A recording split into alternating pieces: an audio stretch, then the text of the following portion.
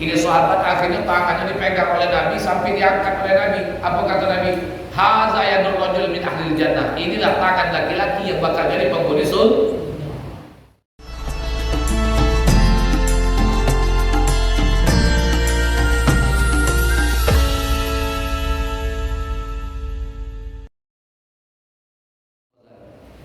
Qala al-Ghazali kana Bishrun rahimahullah yaqul al-fuqara salasatun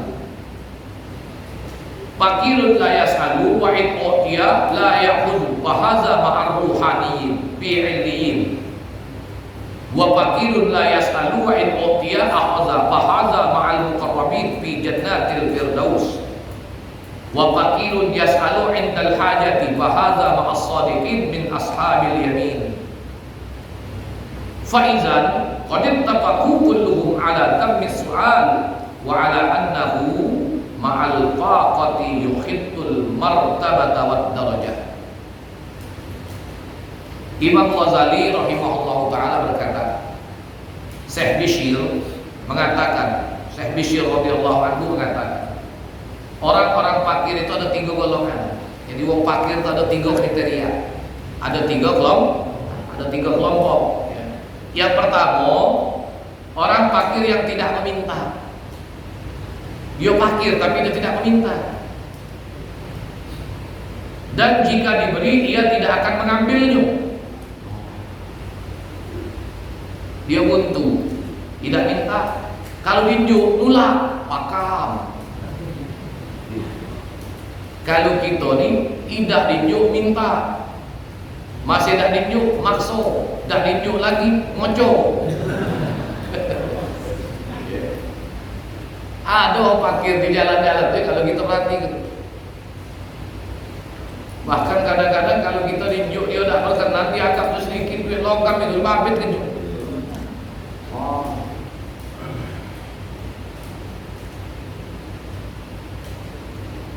Tengoklah kalau di jalan-jalan. Kadang-kadang berpikir apalah salah. Singkok itulah salah. Kurang banyak kita sedekah.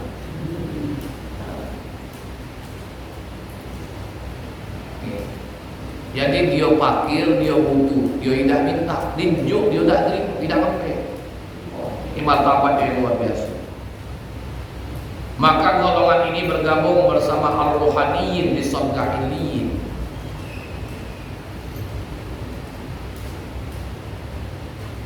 Kemudian orang fakir yang kedua, orang fakir yang tidak meminta.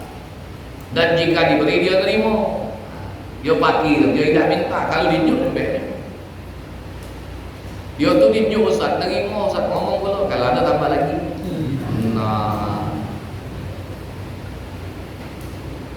maka golongan ini bergabung dengan al-muqarrabin di surga al-firdaus. Jadi dia fakir, tidak minta, tapi kalau dia menerima. Jadi golongan ini gabung dengan muqarrabin di jannatul firdaus. Kemudian orang fakir yang ketiga, orang fakir yang meminta ketika butuh. Dia tidak minta, kalau perlu dia minta. Maka golongan ini tergabung dalam as-sadiqin dari ashabul yamin, golongan penerima kitab sebelah kanan. Oh, ini golongan orang yang menerima catatan amal kebaikannya dengan tangan kanan. Kita selalu dah minta dengan Allah Ta'ala untuk diberikan catatan amal dengan tangan kanan.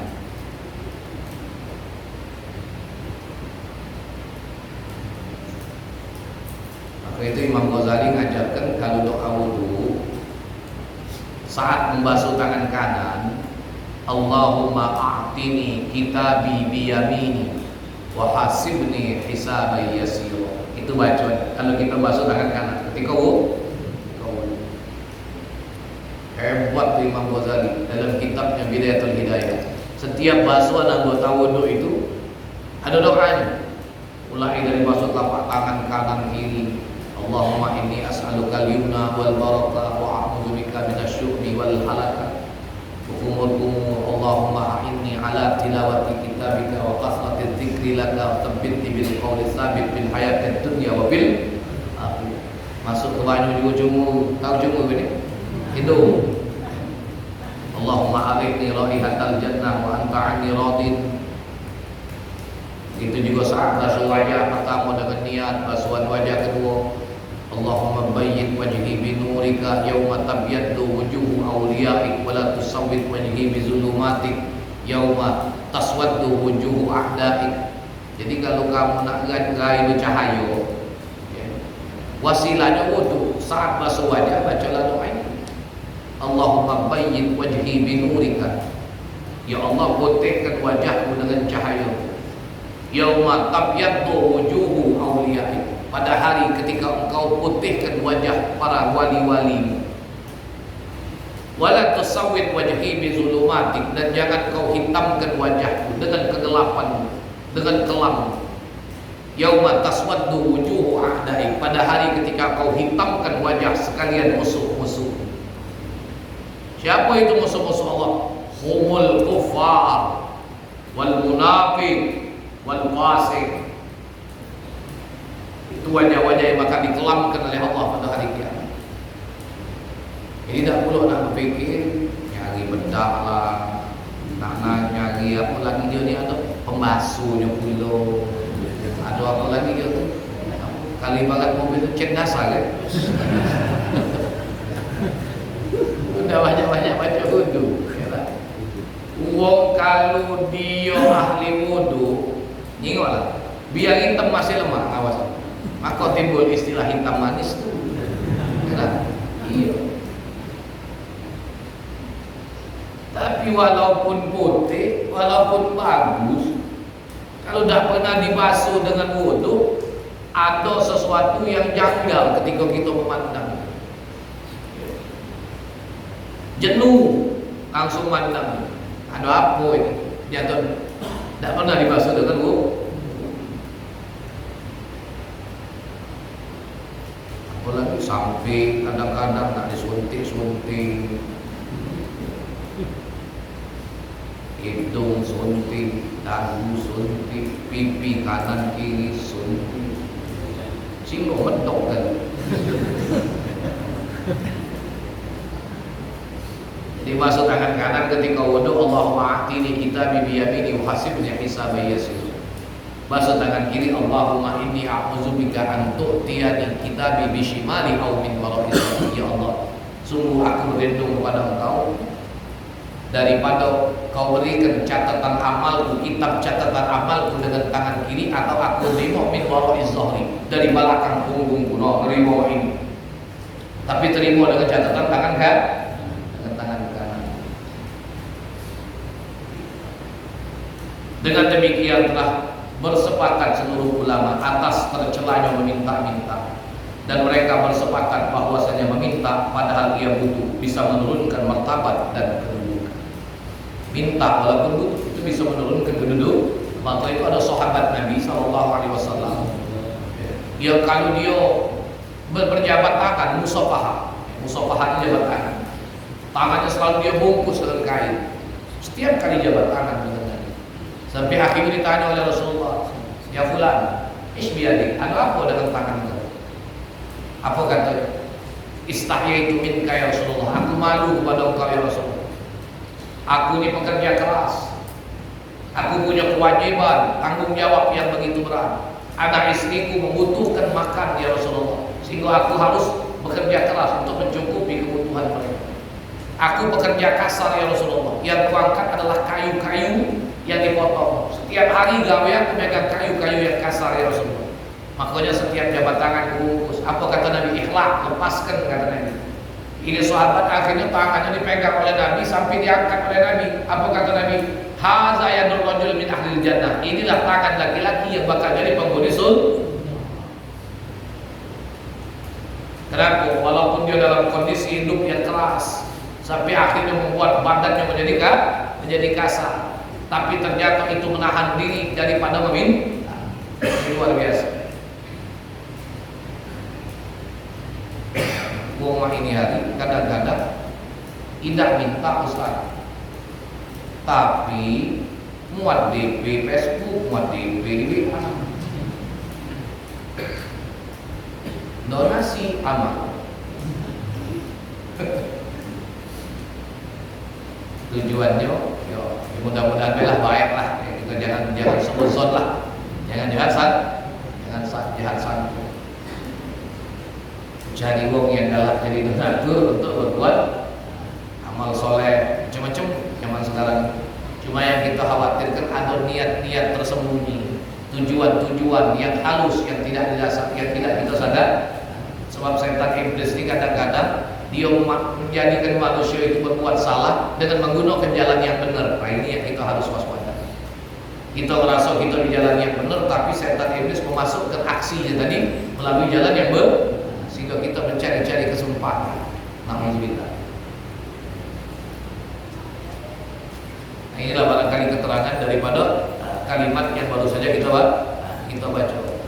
Kita lanjutkan lagi. Wa arbabul ahwal qad taqribuhum halatun taqtadi an yakuna su'al zaidan lahum fi darajatihim walakin bil idafati ila halihim fa inna misla hadhihi al-a'mal bin niyat.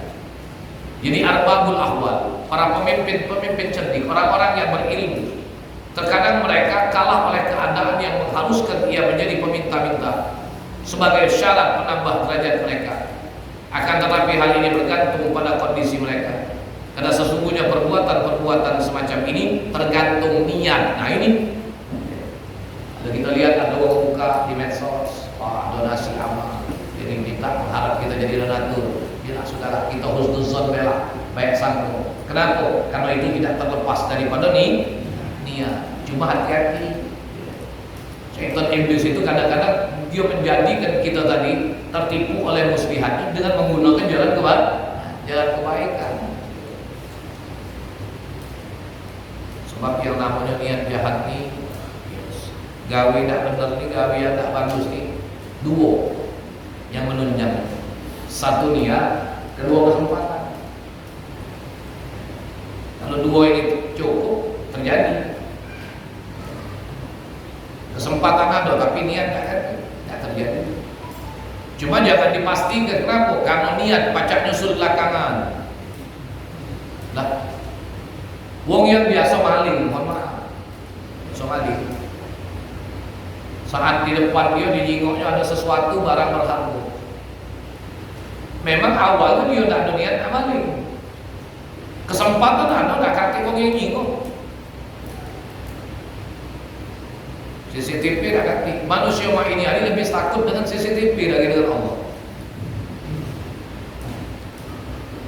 Kalau jingok CCTV, jangan CCTV. Padahal CCTV Allah 1 kali 24 jam tak pernah lepas memandang dia. Ini manusia sedang lebih takut dengan CCTV daripada Allah.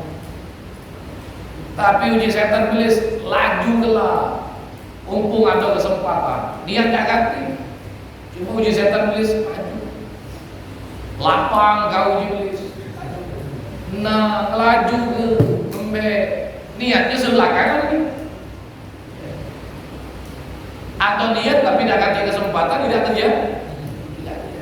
Ketika ada niat, ketika ada kesempatan, maka perbuatan mudarat, perbuatan zalim itu pacak terjadi. Wazalika kama qala wa'duhum ra'aitu Aba Ishaq an-Nawar an-Nuri rahimahullahu ta'ala yamuddu yadahu wa yas'alun nas fi ba'dil mawadi' fasta'zamtu zalika wastaqbahtuhu lahu. Hal itu sebagaimana salah seorang ulama berkata, aku melihat Abu Ishaq an-Nuri, semoga Allah merahmatinya, mengulurkan tangannya dan meminta kepada orang-orang di beberapa tempat. Lalu aku menyombongkan diriku melihat hal itu dan aku mencela perbuatannya. Fa'ataitul Junaid rahimahullahu ta'ala fa'akhbartuhu bizalika faqala la yu'zamu hadza 'alaik fa inna nuri lam yas'alin nas illa liyu'tiyahumul ajra fil akhirati min sababin la yadurruhum la lima yaqudu. Wa kana Junaid asyara bi dzalikal qaul ila qaulihi sallallahu alaihi wasallam, yadul mu'ti hiyal mulia. Lalu aku mendatangi Imam Junaid rahimahullah. Lalu aku menceritakan kejadian tersebut kepada beliau. Lalu Imam Junaid berkata, jangan dianggap besar hal ini olehmu, karena Syekh An-Nuri itu tidak meminta-minta, tidak akan meminta-minta kepada manusia kecuali untuk memberi ganjaran pahala kepada mereka di akhirat melalui sebab yang tidak merugikan mereka, bukan karena harta yang diambil oleh beliau. Jadi bisa jadi dia minta tadi tujuan manfaatnya untuk orang lain, bisa jadi tujuannya niatnya untuk menambah keberkahan orang yang memberi. Seakan-akan Syekh Junaid mengarahkan ucapan itu pada sabda Nabi sallallahu alaihi wasallam, tangan orang yang memberi adalah tangan yang mulia. Tidak harus selalu dengan duit kita memberi, bisa jadi makanan, minuman, atau sesuatu yang ada maknanya bagi seseorang yang dianggap bisa menggembirakan. Bahkan ada juga seorang ulama yang beranggapan berikanlah kepada seseorang itu sesuai dengan apa yang dia butuhkan. Kalau ternyata yang dia butuhkan adalah makanan, kau berikan dia makanan. Kalau ternyata yang dia butuhkan adalah ilmu, kau berikan dia ilmu. Kalau ternyata yang dia butuhkan adalah pakaian, kau berikanlah dia pakaian. Kenapa? Itu akan lebih bermanfaat buat dia, sesuai dengan apa yang dia butuhkan. Wa arada anna yadal mu'ti yadul akhidil lil mal li annahu yu'ti sawa. Thumma qala al-Junaid, hatil mizan wawazzin mi'ata dirham, summa qabada qabdatan fa'alqaha 'ala al-mi'ati, summa qala ihmalha ilayk. Dan maksud beliau bahwa tangan orang yang memberi adalah tangan orang yang mengambil harta, menerima pemberian, karena sesungguhnya orang itu adalah yang memberi ganjaran sebagai penyebab. Kemudian Imam Al-Junaid berkata, berilah aku timbangan. Lalu beliau menimbang uang 100 dirham. Kemudian beliau menggenggam uang 1 genggaman tanpa ditimbang. Lalu beliau meletakkannya di atas 100 dirham. Kemudian Imam Al-Junaid berkata, bawalah uang-uang tersebut, serahkan kepada Syekh.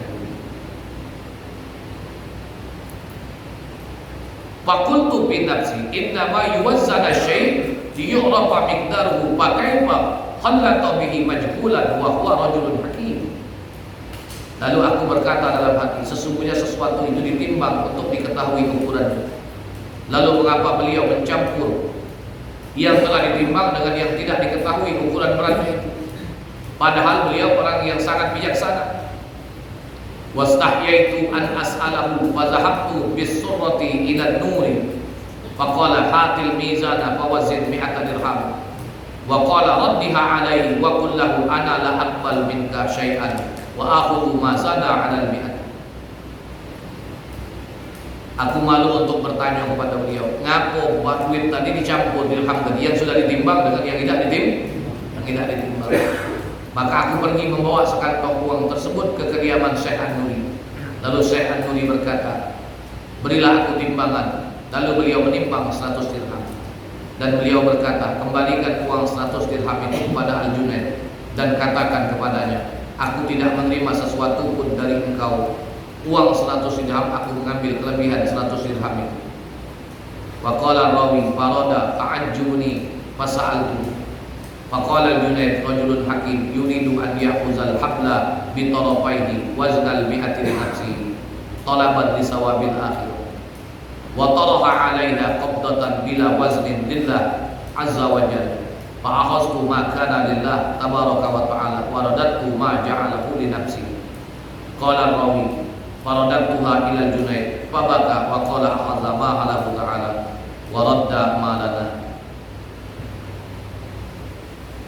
Periwayat cerita tersebut berkata, maka kian bertambah keheraanku. Maka lalu aku nanyakan hal tersebut kepada beliau. Maka Syekh An-Nuri berkata, Al-Junaid adalah seorang yang sangat bijaksana. Beliau ingin mengambil tali di kedua ujungnya. Beliau menimbang 100 dirham untuk dirinya karena mengharap pahala di akhirat. Dan beliau meletakkan di atas 100 dirham satu genggam uang tanpa ditimbang karena Allah Azza wa Jalla. Maka aku mengambil menerima sesuatu yang diberikan karena Allah Tabaraka wa Ta'ala, dan aku kembalikan uang yang dijadikannya untuk kepentingan dirinya. Perawi cerita tersebut berkata, maka aku mengembalikannya kepada Imam Al-Junaid. Lalu beliau menangis dan berkata, Syekh An-Nuri mengambil sesuatu yang diberikan karena Allah Ta'ala, dan ia mengembalikan sesuatu yang diberikan demi kepentingan. Dari mana beliau baca tahu? Inilah wali dengan wali. Jangan pernah kita la tadkhul baina umuril awliya. Jangan pernah kita masuk mencampuri perkara yang terjadi di antara para wali. 100 dirham yang ditimbang ditambah satu genggam dirham yang tidak ditimbang, suruh antarkan kepada Syekh An-Nuri. Sampai kepada Syekh An-Nuri, satu genggam yang tidak ditimbang itu yang beliau 100 dirham yang ditimbang beliau balik. Dari mana beliau tahu, Ustaz? Dari Allah. Cak mana caranya, Ustaz? Nah, nggak ada baca jawab. Kenapa? Karena tidak masuk dalam kelompok mereka. Ternyata begitu ditanya, kenapa yang tidak ditimbang yang diambil? Karena yang tidak ditimbang inilah sesuatu yang diberikan karena Allah. Maka 100 dibalikkan. Ini namanya rahasia antara wali dengan wali. Tahu mana yang karena Allah dan tahu mana yang bukan karena Allah Subhanahu wa Ta'ala. Ini kalau orang beramal masih galak bertimbang tu, khawatir ada yang tidak ikhlasnya karena Allah